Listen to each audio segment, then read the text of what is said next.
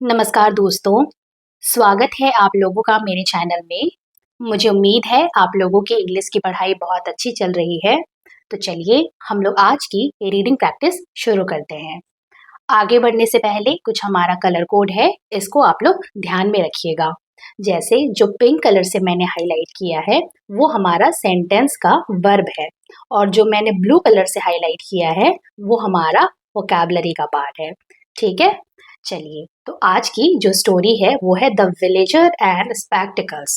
Villager का मतलब हो गया गांव वाला और स्पेक्टिकल्स का मतलब होता है चश्मा, यानी गांव वाला और चश्मा। तो देखते हैं इस कहानी में हमें क्या बताया जा रहा है। तो लिखा है इन में अ रिमोट, एक दूर। रिमोट का मतलब होता है दूर, मतलब हमारा जो मेन एरिया होता है उससे कहीं दूर। विलेज गांव, मतलब एक दूर गांव में लिव्ड रहता था। और ये जो लिव्ड है ये हमारा लिव वर्ब का सेकेंड फॉर्म होता है। लिव का मतलब होता है रहना, यहाँ पे इसको सेकेंड फॉर्म में लिखा गया है।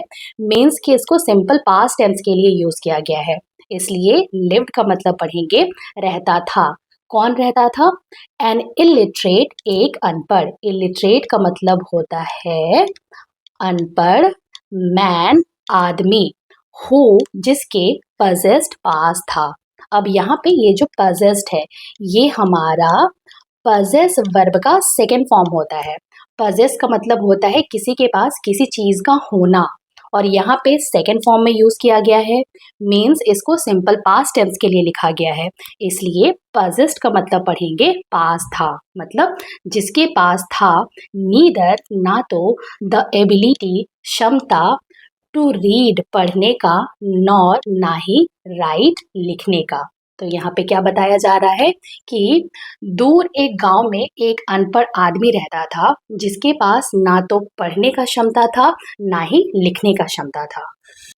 ही, वह, फ्रीक्वेंटली, अक्सर। फ्रीक्वेंटली का मतलब होता है अक्सर। ऑब्जर्व्ड, देखता था। अब यहाँ पे ये जो ऑब्जर्व्ड है ये हमारा ऑब्जर्व वर्ब का सेकेंड फॉर्म है। ऑब्जर्व का मतलब होता है किसी चीज को बहुत ध्यान से देखना। यहाँ पे इसको सेकेंड फॉर्म में यूज किया गया है। इट मीन्स कि इसको सिंपल पास्ट टेंस के लिए लिखा गया है। तो इसको पढ़ेंगे देखता था। किसे देखता था? एजुकेटेड, पढ़े लिखे इंडिविजुअल्स, लोगों को। इंडिविजुअल्स का मतलब होता है लोगों। और यहाँ पे ये जो एजुकेटेड है ये हमारा एजुकेट वर्ब का थर्ड फॉर्म है, लेकिन यहाँ पे ये वर्ब की तरह काम नहीं कर रहा है, बल्कि यहाँ पे ये एडजेक्टिव की तरह काम कर रहा है, क्योंकि ये लोगों के बारे में बता रहा है कि वो जो लोग थे वो कैसे थे, पढ़े लिखे थे। ठीक है, अब आगे लिखा है वियरिंग, पहने हुए, स्पेक्टिकल्स, चश्मा। स्पेक्टिकल्स का मतलब होता है चश्मा। वाइल, जब, रीडिंग, पढ़ते, बुक्स, किताबों को, एंड, और, न्यूज़पेपर्स, अखबारों को, एंड, और, ग्रेजुअली, धीरे धीरे, कंसीव्ड, मान लिया। और यहाँ पे ये जो कंसीव्ड है ये हमारा कंसीव वर्ब का सेकेंड फॉर्म है। कंसीव का मतलब होता है किसी चीज को मान लेना या किसी के प्रति कोई धारणा को बना लेना। यहाँ पे सेकेंड फॉर्म में यूज किया गया है, मीन्स इसको सिंपल पास्ट टेंस के लिए लिखा गया है, इसलिए कंसीव का मतलब पढ़ेंगे मान लिया। तो यहाँ से क्या लिखा हुआ है कि वह बहुत ही ध्यान से पढ़े लिखे लोगों को देखता था कि वो लोग चश्मा पहनते थे जब भी वो लोग किताबें या अखबारों को पढ़ते थे, और वो धीरे धीरे मान लिया। द एरोनियस, गलत। एरोनियस का मतलब होता है गलत। नोशन, धारणा, मतलब वो गलत धारणा मान लिया। दैट, की, स्पेक्टिकल्स, चश्मा, देमसेल्फ, अपने आप ही, कंफर्ट, प्रदान करता था। अब यहाँ पे ये जो कन्फर्ड है ये हमारा कन्फर वर्ब का सेकेंड फॉर्म है। कन्फर का मतलब होता है किसी चीज का प्रदान करना, और यहाँ पे इसको सेकेंड फॉर्म में इसलिए यूज किया गया है क्योंकि ये सेंटेंस को सिंपल पास्ट टेंस में लिखा गया है, इसलिए कन्फर्ड का मतलब पढ़ेंगे प्रदान करता था। लिटरेसी, साक्षरता। लिटरेसी का मतलब होता है साक्षरता। तो यहाँ पे लिखा हुआ है कि वो धीरे धीरे इस गलत धारणा को मान लिया कि जो चश्मा था वो अपने आप ही साक्षरता को प्रदान करता था। मतलब जो भी लोग जैसे ही चश्मा को पहनते थे वो लोग अपने आप ही किताबें को पढ़ने लगते थे।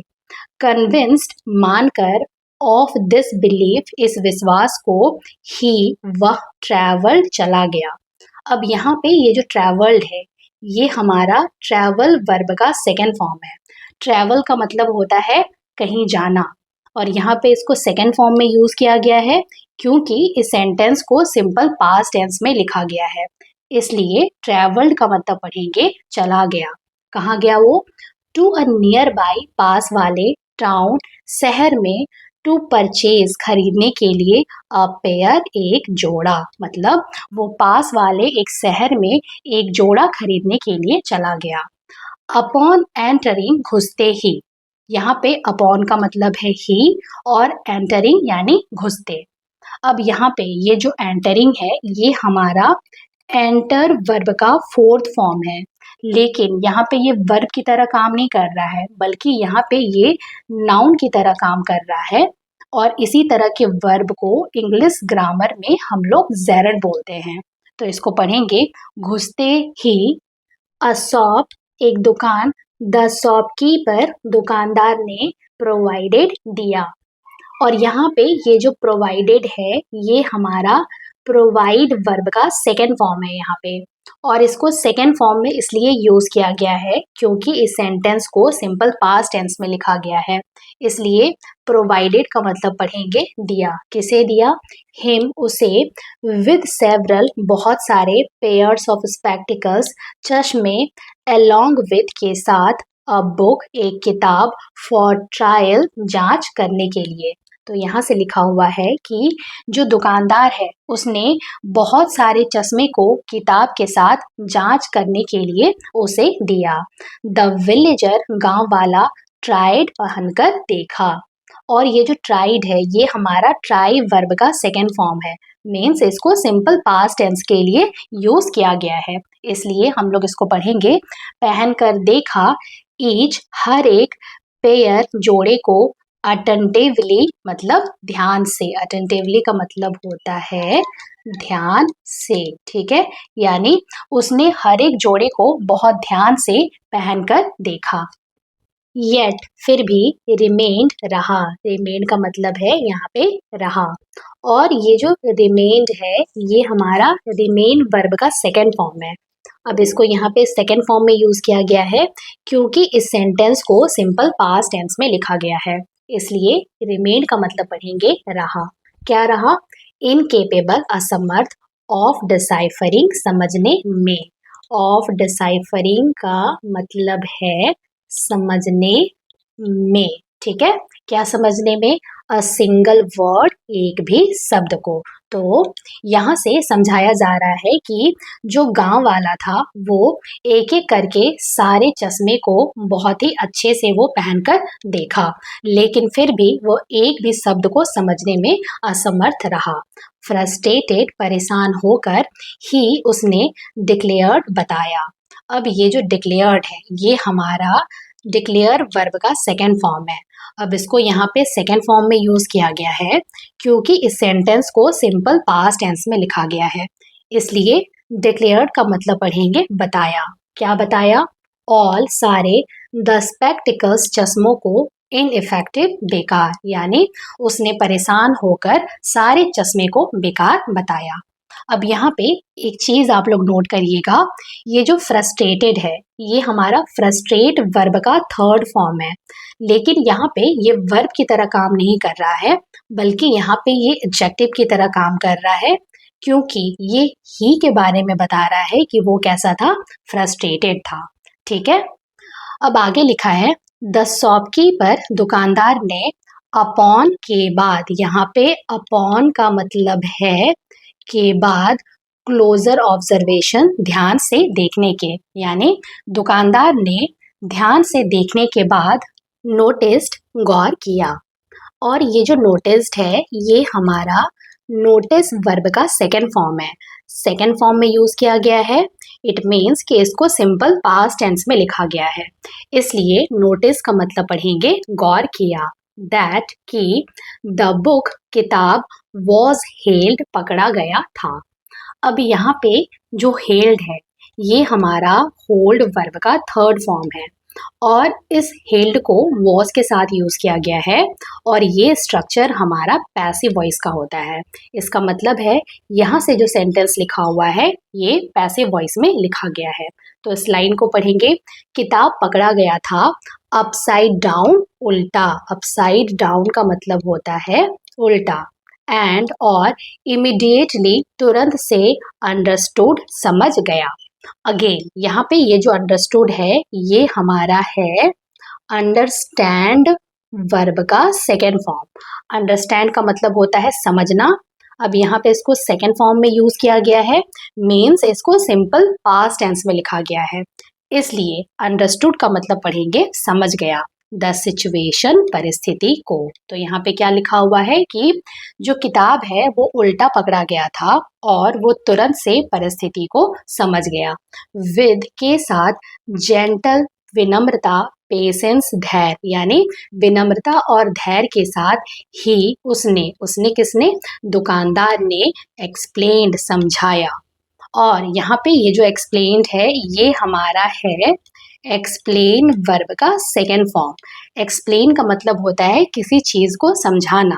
अब यहाँ पे इसको सेकेंड फॉर्म में यूज किया गया है, मीन्स इस सेंटेंस को सिंपल पास्ट टेंस में लिखा गया है, इसलिए एक्सप्लेन्ड का मतलब पढ़ेंगे समझाया। तो उसने समझाया दैट कि स्पेक्टिकल्स, चश्मा, मेयरली, सिर्फ, मेयरली का मतलब होता है सिर्फ, इन्हांस, बढ़ाता है, विजन, दृष्टि को, नॉट नॉलेज, ना कि ज्ञान को। नॉलेज का मतलब होता है ज्ञान। अब आगे लिखा हुआ है द विलेजर, गांव वाला, हम्बल्ड, विनम्र हुआ, बाय दिस, इस रियलाइजेशन, एहसास से, और फिर क्या किया वो, एक्नॉलेज्ड मतलब स्वीकार किया, हिज, अपने, फॉली, मूर्खता को। फॉली का मतलब होता है मूर्खता। एंड और रिजॉल्व, संकल्प लिया। अब यहाँ पे हम लोग एक एक करके एक बार वर्ब को देखते हैं। ये जो हम्बल्ड है ये हमारा है हम्बल वर्ब का सेकेंड फॉर्म और ये जो एक्नॉलेज्ड है ये हमारा एक्नॉलेज वर्ब का सेकेंड फॉर्म है और ये जो रिजॉल्व्ड है ये हमारा रिजॉल्व वर्ब का सेकेंड फॉर्म है। इन तीनों ही वर्ब को सेकेंड फॉर्म में इसलिए लिखा गया है क्योंकि ये सेंटेंस को सिंपल पास्ट टेंस में लिखा गया है। तो इस लाइन को पढ़ेंगे कि जो गांव वाला है वो इस एहसास से विनम्र हुआ और फिर क्या किया, वो अपनी मूर्खता को स्वीकार किया और संकल्प लिया टू परस्यू, लेने का। परस्यू का मतलब होता है लेना, एजुकेशन यानी शिक्षा को, थ्रू के माध्यम से, जेन्युइन सच्चे, एफर्ट प्रयास, एंड और लर्निंग यानी अध्ययन। तो यहाँ पे क्या लिखा हुआ है कि उसने संकल्प लिया कि वो सच्चे प्रयास और अध्ययन के माध्यम से शिक्षा को लेगा। तो ये थी हमारी आज की स्टोरी। मुझे उम्मीद है आप लोगों को ये स्टोरी काफ़ी मोटिवेटिंग लगी होगी। हम लोग मिलते हैं एक नई स्टोरी के साथ। तब तक के लिए have a good day and thank you so much.